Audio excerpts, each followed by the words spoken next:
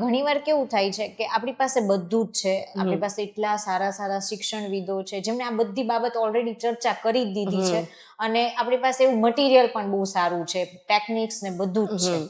હવે જ્યારે ઇમ્પ્લિમેન્ટેશનની વાત આવે છે ત્યારે પહેલો ક્વેશ્ચન એવો આવે છે કે શું આ જે વસ્તુ છે એ માતા પિતા દ્વારા એક્સેપ્ટેબલ થશે?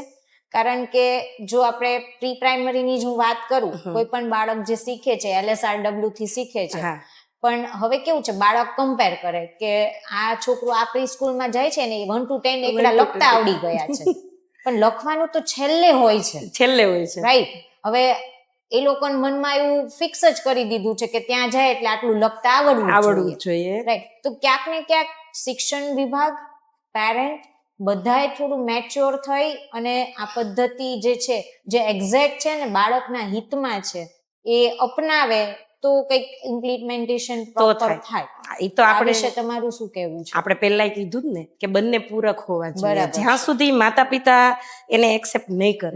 અને એમાં શું છે, માતા પિતાની પહેલી નથી, કારણ કે અમુક માતા પિતા એટલા એજ્યુકેશનેબલ નથી હોતા કે એ સ્વીકારી શકે, એને ખાલી અમુક વસ્તુની ખબર હોય છે એટલે એને એમ થાય છે કે આને તો આવડી ગયું ને મારા બાળકને હજી નથી આવડ્યું. પણ જે ઇનર ગ્રોથ બાળકનો થયો હોય છે એ તો સીધો દેખાય નહીં, એ તો ઘણીવાર ઘણા લાંબા ટાઈમે પણ દેખાય, તરત જ ન દેખાય. પણ મૂળ વાત આપણે ઇનર ગ્રોથની છે, બરાબર છે, જે એના મન ચિત્ત વૃત્તિ છે એના વિકાસની જે થાય છે ને એ જ છે કે માતા પિતાને કન્વિન્સ કરવા.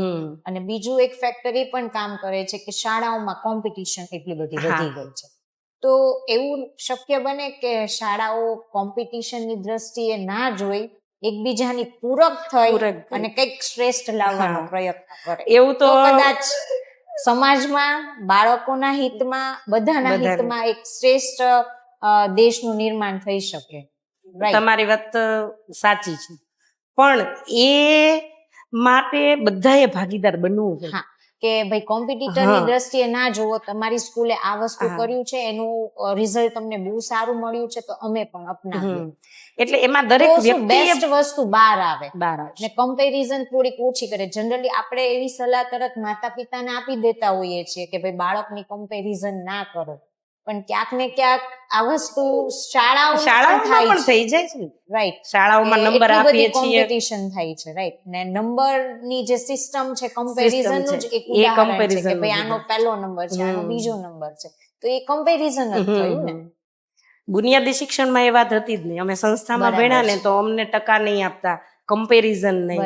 બસ તમે વ્યાવસાયિક રીતે કેવું શિક્ષણ, કેવું શીખો છો અને કેટલા મૂલ્યો શીખો છો. કારણ કે અહીંયા તો ફક્ત ને ફક્ત માર્ક્સ જ ઇમ્પોર્ટન્ટ છે, રિઝલ્ટ ઓરિએન્ટેડ જ ઇમ્પોર્ટન્સ હોય કે ભાઈ સારું માર્ક્સ, સારું રિઝલ્ટ આવે છે એટલે એ શાળા બેસ્ટ. બધી બસો તમે જુઓ, કોઈ પણ વસ્તુ સાચી બધામાં હોર્ડિંગ્સ હોય છે. પણ હવે અત્યારે જે આખો જમાનો એવો થઈ ગયો છે ને એટલે એને બદલાતા થોડી વાર લાગે, પણ ધીરે ધીરે કાર્યરત થતા જઈએ, બધા ધીમે ધીમે એમાં જોડાતા જાય તો એ અશક્ય પણ નથી. એટલે બંને થ્રુ આપણે વ્યુઅર્સને કહેશું કે ભાઈ આવી કોઈ સિસ્ટમ હોય તો એટલું માતા પિતાને શિક્ષણ નહીં, સમાજ અને રાષ્ટ્ર પણ બાળક માટે, કારણ કે રાષ્ટ્ર માટે જવાબદાર નાગરિક એક બનાવવાનો છે. ફ્યુચરના તમે નાગરિક, શિક્ષણનો મુખ્ય ઉદ્દેશ એ છે કે રાષ્ટ્ર માટે જવાબદાર નાગરિક બનાવવું, પ્રકૃતિ પ્રત્યે સંવેદનશીલ બનાવવું. બરાબર છે. અત્યારે શું છે, પ્રકૃતિથી સાવ વિમુખ થઈ ગયો છે. પહેલા તો પ્રકૃતિમાં શિક્ષણ એ બંને અલગ છે. આપણે વાત કરીએ છીએ શિક્ષણની, બરાબર? એટલે જો કદાચ આ વસ્તુ થાય, બધા જ મળીને કરે તો કદાચ એક શ્રેષ્ઠ રાષ્ટ્રનું નિર્માણ થઈ શકે. તો આના માટે ઇનિશિયેટિવ જે છે એ માતા પિતાએ, દરેક શાળાઓએ ને એમાં અભ્યાસ કરાવનાર દરેક શિક્ષકોએ લેવું જોઈએ કે એમને જ જે આ કોમ્પિટિશન પ્રથા છે એ બંધ કરવી જોઈએ. તો આજે તમે કીધું પછી લાસ્ટમાં જઈને ક્યાં સુધી પહોંચે છે, ક્યાંક ને ક્યાંક આ વસ્તુ પણ જવાબદાર છે.